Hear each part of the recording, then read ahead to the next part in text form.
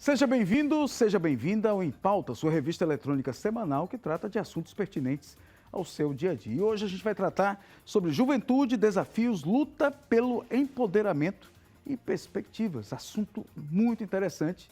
E a gente começa o programa com essa reportagem especial. Quarto em casa que o Vitor encara a rotina no mercado de trabalho. Ele é formado em Relações Públicas. O primeiro emprego depois do diploma é para uma startup financeira. Tudo remoto. É muito mais vantajoso você não ter que gastar tempo todo dia indo e voltando do trabalho, esse tempo podendo ser melhor utilizado. E também é um pouco mais cômodo, né? Você não precisa vestir aquele traje formal todo dia, você pode vestir algo mais confortável e trabalhar do conforto do seu quarto. A gente está acompanhando um pouquinho aqui a rotina do Vitor e é isso mesmo, viu? Nem parece, mas ele está agora interagindo com a equipe que, por sua vez, está espalhada no mundo todo. Esse perfil de trabalho cresceu muito durante a pandemia e hoje é o preferido pela nova geração que sai das universidades aqui no país. Um estudo mostra que 80% dos estudantes universitários buscam empregos remotos. Como nem toda profissão pode ser exercida assim pela internet, as startups mais tecnológicas e conectadas puxam essa procura.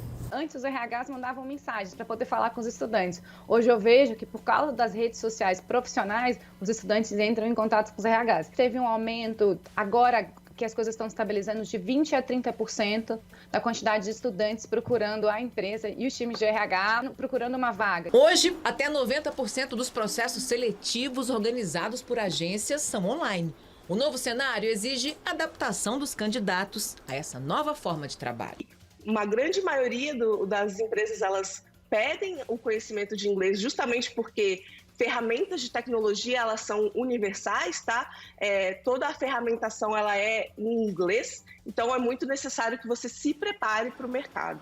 Pois é, um assunto muito importante e muitas perspectivas. E para tratar desse assunto, está aqui com a gente o Alexandre Xandó, vereador mais jovem de Vitória da Conquista, aqui na Bahia, professor da UNEB, advogado, foi coordenador do DCE da UESB e fundador do Levante Popular da Juventude. E aqui também a Nara Santana, graduanda em História, ativista pelos direitos das mulheres negras, dirigente nacional do Movimento Popular da Juventude e secretária nacional dos Movimentos Populares da JPT.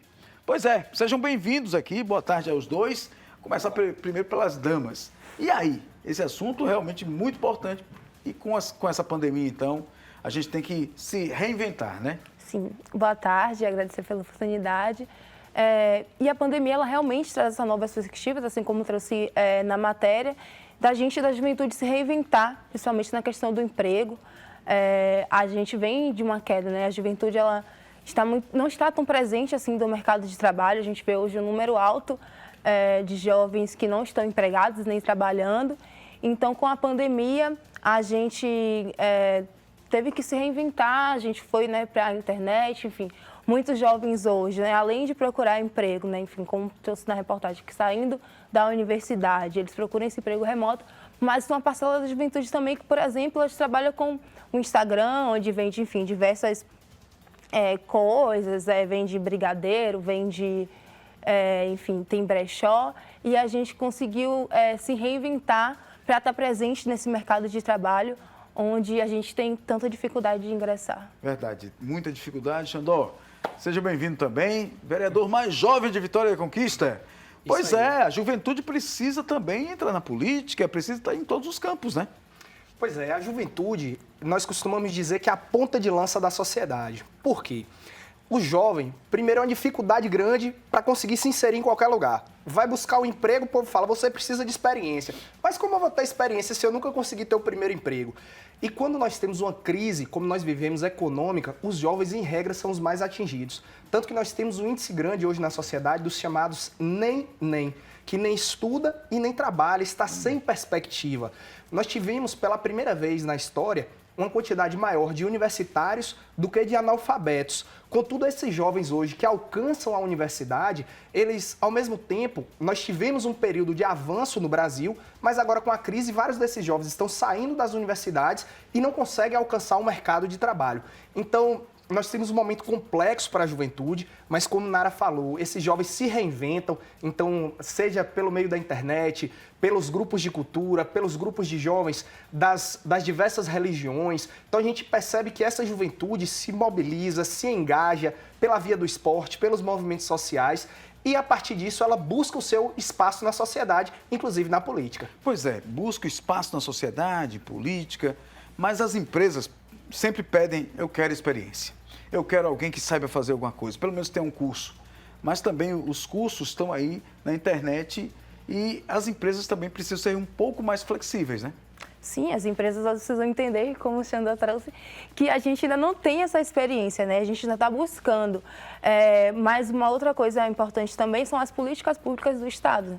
E hoje existe, enfim, primeiro emprego, o Partiu Estágio, que é uma política pública do governo do Estado, onde dá essa oportunidade a gente de ter esperança, né? Enfim, de estar nesse mercado de trabalho, para que com isso a gente consiga ter essa experiência e adentrar esse mercado de trabalho, onde é tão dificultoso para nós, enquanto jovens. Pois é, Xandó, e essas políticas públicas citadas tentam minimizar a desigualdade, que é muito grande ainda, né?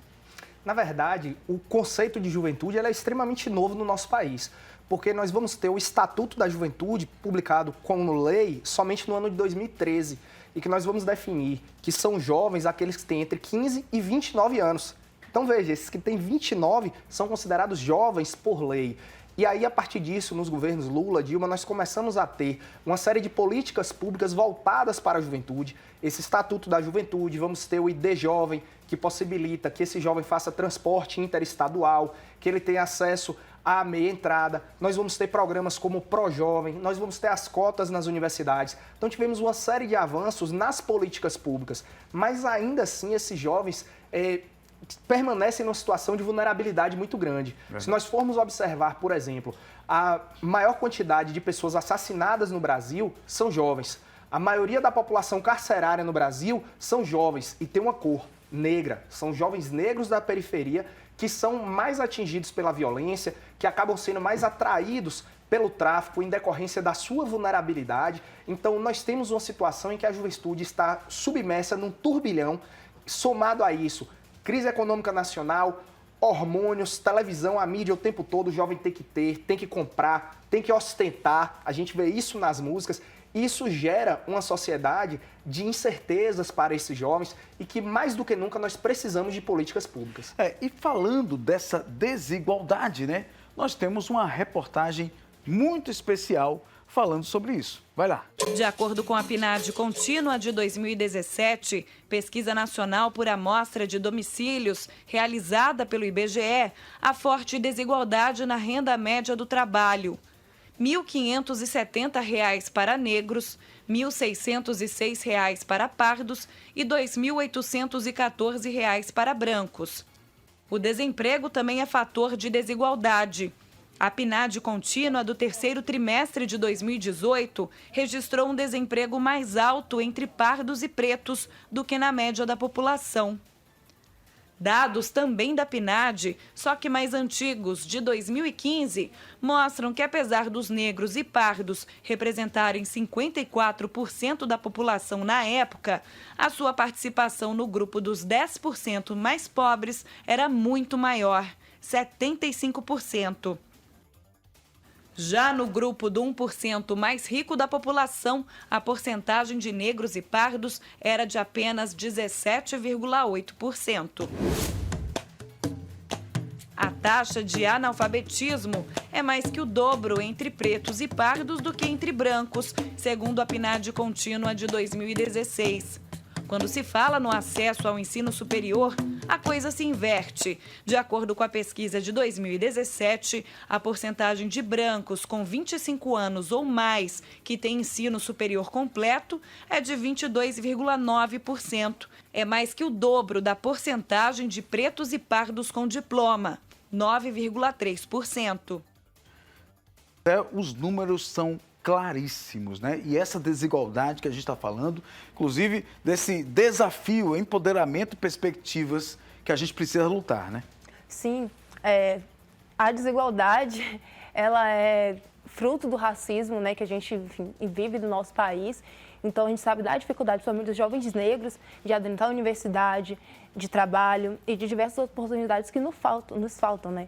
E como o Xandó trouxe, a gente acaba, quando se não tem oportunidade, o tráfico chama e, infelizmente, essa juventude ela acaba indo para esse viés que não é o ideal e, infelizmente, acaba morrendo. Então, a gente precisa mais do que nunca também de políticas públicas que olhem para esses jovens, principalmente para os jovens negros, para as jovens mulheres negras, porque quando a gente vai pegar os dados, a gente sabe qual é a cor, qual é a classe, qual é o gênero da juventude mais atingida hoje. Pois é, e desigualdade, quando a gente fala, não só o racismo, em relação às mulheres também, o jovem que está na capital tem mais oportunidades do que tem no interior também, você sabe muito bem disso, né, Xandó? Você está lá em Vitória da Conquista, sabe exatamente o quanto o jovem sofre lá, né? É isso, Zé. E a gente também sente o seguinte, que muito disso decorre da falta de representação da juventude nos espaços políticos. Porque, vejam, se nós pegarmos hoje o Congresso Nacional, menos de 10% dos deputados federais são jovens.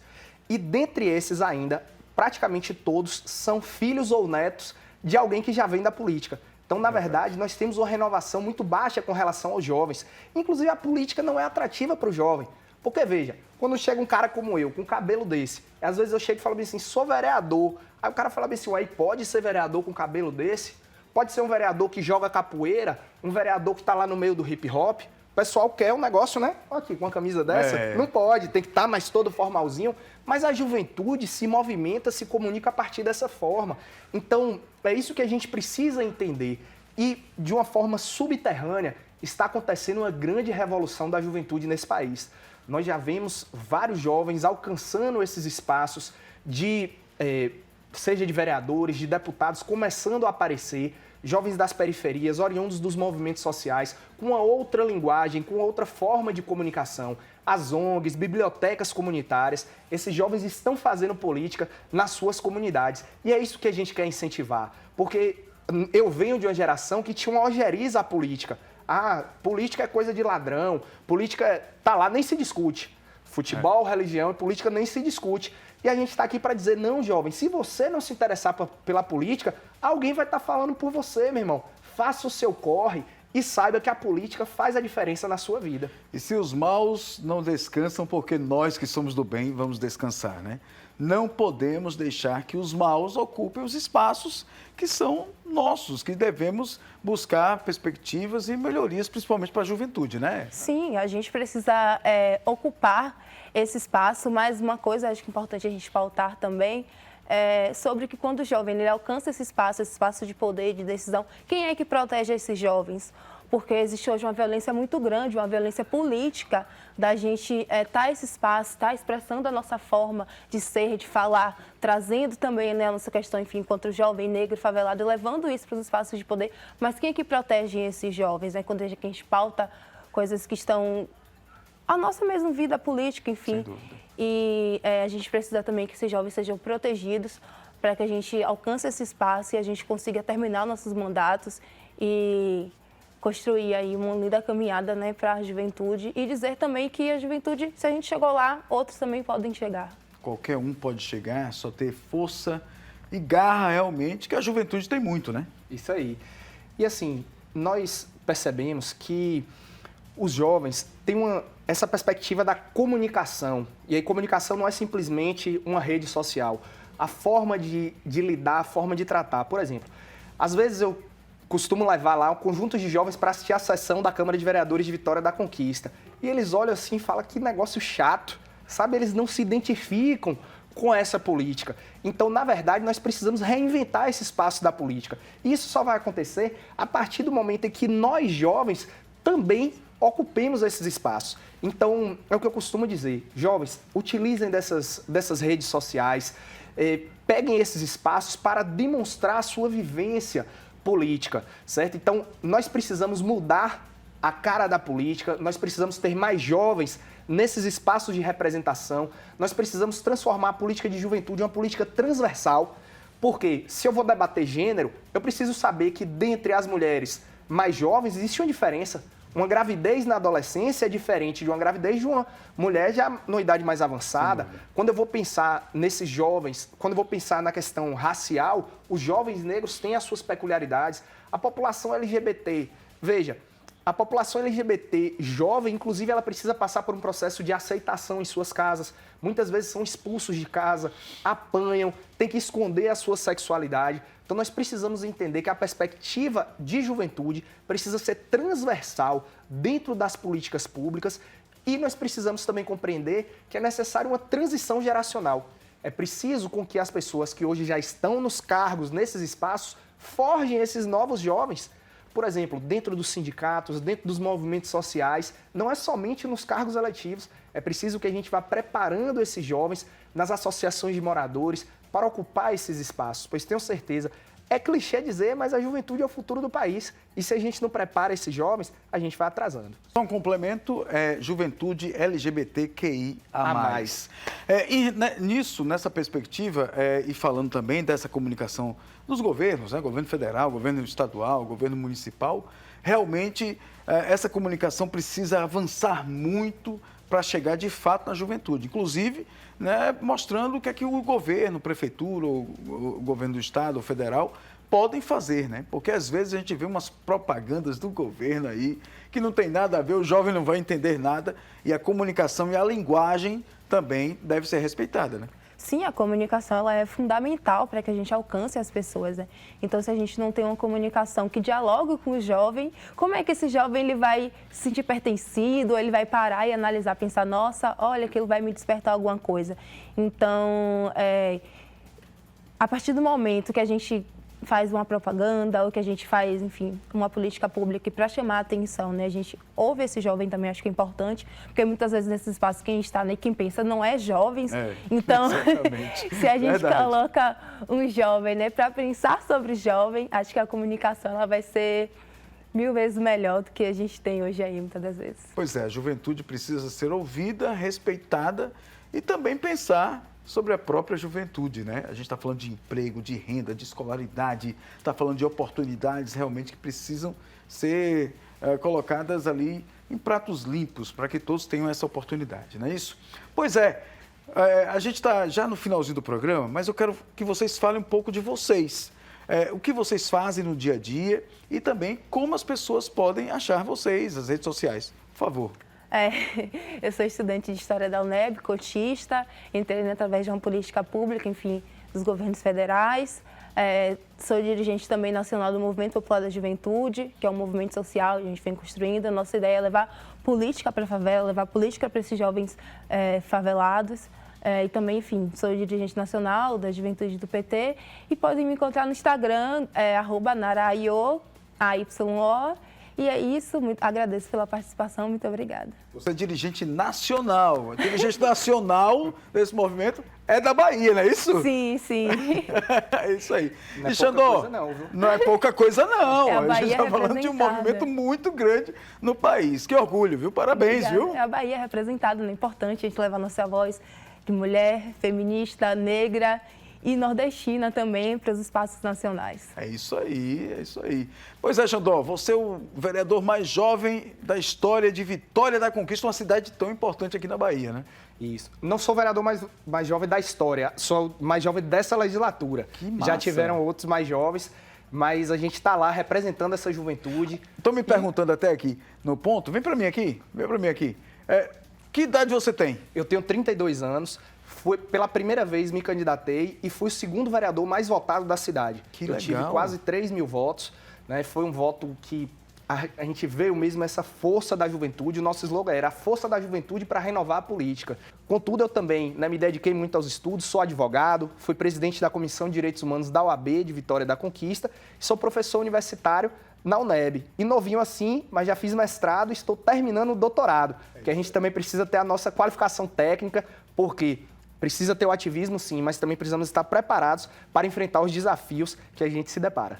Preparados para as oportunidades que surgem na vida. É isso aí. Muito obrigado, pela participação de vocês. Voltem mais vezes aqui ao Em Pauta, porque tem outros assuntos também para debater, né? mulheres negras, juventude do interior, acho que é por aí, tá bom? Um grande abraço a vocês, obrigado. Valeu. É isso aí, meu amigo, minha amiga, obrigado por estar com a gente aqui no Em Pauta. Opa, aqui? É isso aí, vai também nas nossas redes sociais, @Band em Pauta e também no @Uziel Bueno, também tem a @Band Bahia, tá bom? Isso aí, o Em Pauta fica por aqui, o sistema é bruto e a gente se encontra aqui na programação da...